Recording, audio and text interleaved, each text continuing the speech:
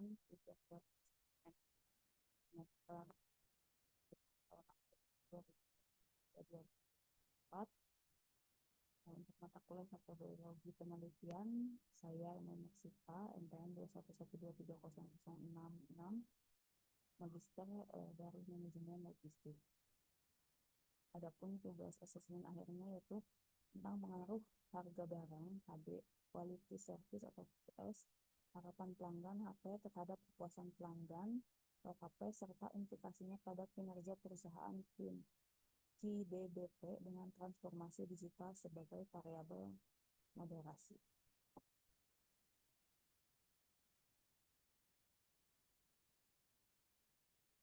Ya, adapun yang akan dilakukan di laporan ini perhitungannya itu dengan menggunakan aplikasi Smart PLS.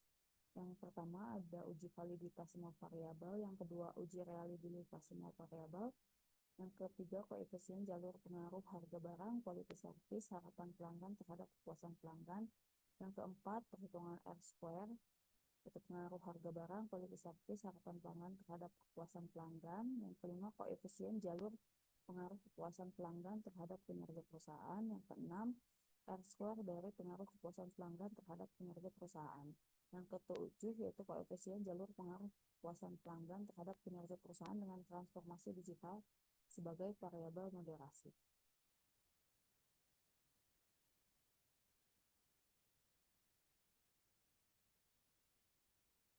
Ya, ini data yang disajikan di sini NPM ujung akhir NPM saya 6, sehingga N yang ada di sini kita ganti dengan 3 karena untuk NPM yang berakhir 5 dan 6 itu untuk nilai N-nya diganti dengan 3. Nah, di sini kita bisa lihat setelah datanya data tersebut diganti dengan nilai 3, datanya kita masukkan ke dalam Smart PLS. Kemudian kita buat kerangka penelitiannya atau laten variabelnya. Seperti kita lihat ya, ada harga barang, quality service, harapan pelanggan, terus pengaruhnya terhadap kepuasan pelanggan, kinerja perusahaan, dan ini adalah variabel moderasi yaitu transformasi digital. Ya, yang pertama uji validitas pertama. Kita lihat dari convergent validity-nya. Di sini kita lihat ada beberapa variabel yang nilainya itu merah-merah ya. Merah-merah seperti ini. Dan ini adalah construct reliability dan validity-nya. Di sini juga kita dapat melihat angkanya ada yang merah. Sedangkan untuk kriterianya untuk uji validitas itu nilainya di atas lebih dari 0,75 dan AP-nya juga lebih dari 0,5 seperti itu. Nah, berhubung nilai dari validitas konvergen ini atau nilainya kurang dari 0,70 dan AP-nya kurang dari 0,50, maka untuk variabel-variabel yang bertanda merah ini kita hapus dan kita tidak pergunakan lagi di perhitungan selanjutnya. Adapun variabel-variabel yang tidak kita pergunakan lagi yaitu HB3, HB4, HP1, HP2, KP1, KP2, QDBP1, QDBP2, QDBP3, QS2, QS3, QS4, QS5, QS6, TD2, TD3, TD4, TD5, TD6. Kita lanjutkan dengan uji validitas yang kedua setelah kita hilangkan variabel-variabel yang tidak valid. Kita dapatkan kerangkanya seperti ini. Kita uji lagi dengan melihat dari hasil dari outer loading-nya. Di sini sudah hijau semua ya. Ini ada bagian yang merah yaitu nilai dari transformasi digital atau variabel moderasi. Untuk nilai diskriminatifnya sendiri untuk AV ini sebenarnya sudah lebih dari nilai yang di atasnya ya. Misalnya ada 0,830, di bawahnya ini tidak ada yang atau angkanya lebih kecil daripada angka yang di atas. Sehingga berdasarkan pengolahan tersebut, moderasi efek 1 dari variabel transformasi transportasi digital tidak valid atau tidak berpengaruh signifikan, sehingga data tersebut tidak dipergunakan lagi. Nah, untuk ini ya. Jadi untuk variabel moderasinya kita tidak pergunakan lagi, dan kita kembali uji di uji validitas yang ketiga ini. Kita bisa lihat untuk rangkanya setelah kita hilangkan variabel dari moderasi tersebut. Di sini untuk autoloadingnya sudah lebih dari 0,7 semua ya. Untuk construct reliability dan validity-nya di sini hijau, hanya di sini ada dua yang nilainya kurang dari 0,7, yaitu untuk quality service nilai crown batch-nya 0,5 dan ROA-nya 0,6. Sementara untuk discriminate validity-nya di sini sudah valid ya, karena nilainya yang di bawah ini lebih kecil daripada nilai apa yang di atas. Sehingga bisa disimpulkan berdasarkan uji validitas yang ketiga ini dapat disimpulkan bahwa nilai convergent validity atau nilai aktif dan nilai akar-akarnya terpenuhi, sehingga diskriminan validity-nya terpenuhi atau valid. Ini valid ya. Nah, adapun untuk uji reliability-nya berdasarkan Hire et al. Tahun 2017 dalam bukunya Primer on Partialist Squares Structural Equation Modeling atau PLSM, buku ini menekankan bahwa dalam konteks SMART PLS, composite reliability lebih disukai karena memberikan ukuran reliabilitas yang lebih akurat daripada Cronbach alpha. Hire et al. Menyatakan bahwa composite reliability di atas 0,7 sudah cukup baik untuk penelitian yang bersifat konfirmator. Nah, berhubung nilai dari composite reliability-nya lebih besar daripada 0,7, sehingga saya tetap melanjutkan pengolahan data ini. Walaupun di sini masih untuk nilai Cronbach alpha dan ROA-nya masih di bawah 0,7, tapi berdasarkan buku dari Apple ini, kita bisa melanjutkan perhitungan ini.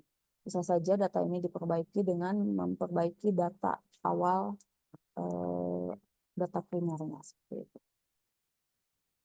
Nah, yang selanjutnya itu koefisien jalur pengaruh HB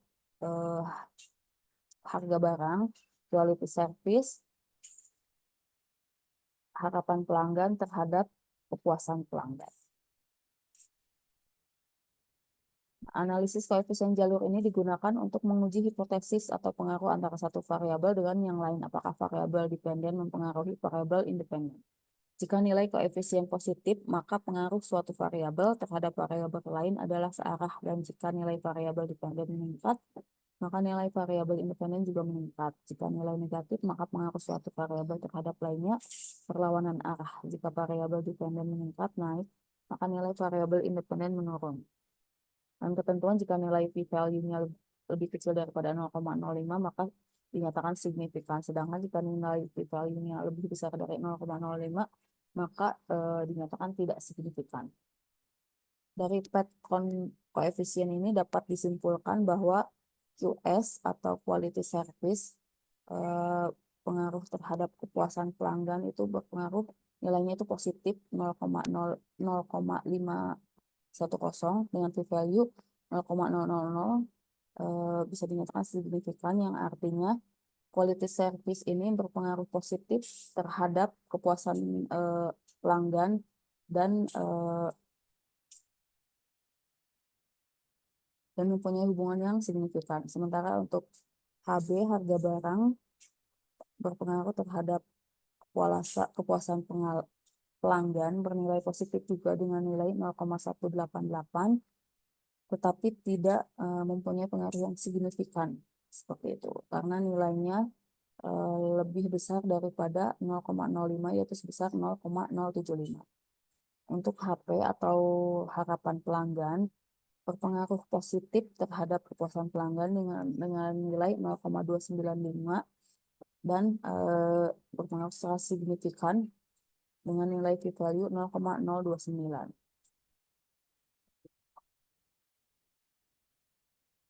Untuk R square dari HB, QS, HP terhadap kepuasan pelanggan. Adapun kriterianya yaitu jika R square sama dengan 0,75 maka substansial atau besar kuat. Jika R square 0,50 moderat, sedang. Jika R square 0,25 nilainya lemah atau kecil. Di sini bisa kita lihat R square untuk kepuasan pelanggan dari variabel HB, QS, dan HP, bahwa disimpulkan nilai R square adjusted model 0,562 atau sebesar 56,2%, sehingga dinyatakan sedang untuk kepuasan pelanggan, sehingga dapat dikatakan bahwa kemampuan variabel harga barang, quality service, serta harapan pelanggan dalam menjelaskan hubungan dengan kriteria kepuasan pelanggan cukup kuat, yaitu 56,2%, dan sisanya pengaruh dari variabel independen lain yang tidak diukur dalam penelitian.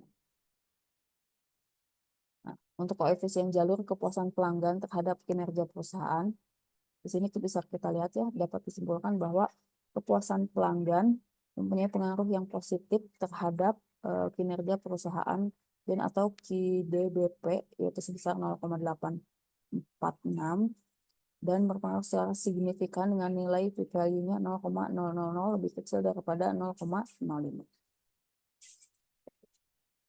Sedangkan untuk R square, kepuasan pelanggan terhadap kinerja perusahaan, dapat disimpulkan untuk nilai R square adjusted modelnya didapat 0,710 atau sebesar 71%, dan dikatakan nilainya sedang untuk kinerja perusahaan. Sehingga dapat dikatakan bahwa kemampuan variabel kepuasan pelanggan HP dalam menjelaskan hubungan dengan kriteria kinerja perusahaan atau KIDBP cukup kuat, yaitu 71%, dan sisanya pengaruh dari variabel independen lain yang tidak diukur dalam penelitian ini. Ini sedang ya nilainya karena masih di bawah 75. Nah, untuk koefisien jalur kepuasan pelanggan terhadap kinerja perusahaan atau KIDBP dengan apa transformasi digital sebagai variabel moderasi, di sini dapat disimpulkan berdasarkan pengolahan tersebut, moderasi efek satu dari variabel transformasi digital ini tidak valid atau tidak berpengaruh, sehingga data tersebut tidak dipergunakan lagi, dan dapat kita kesimpulan bahwa untuk KP ini tidak mempunyai pengaruh terhadap KIDBP dengan variabel moderasi. Nah, mungkin itu saja yang bisa saya jelaskan. Kurang lebihnya saya mohon maaf. Terima kasih atas perhatiannya. Wassalamualaikum warahmatullahi wabarakatuh.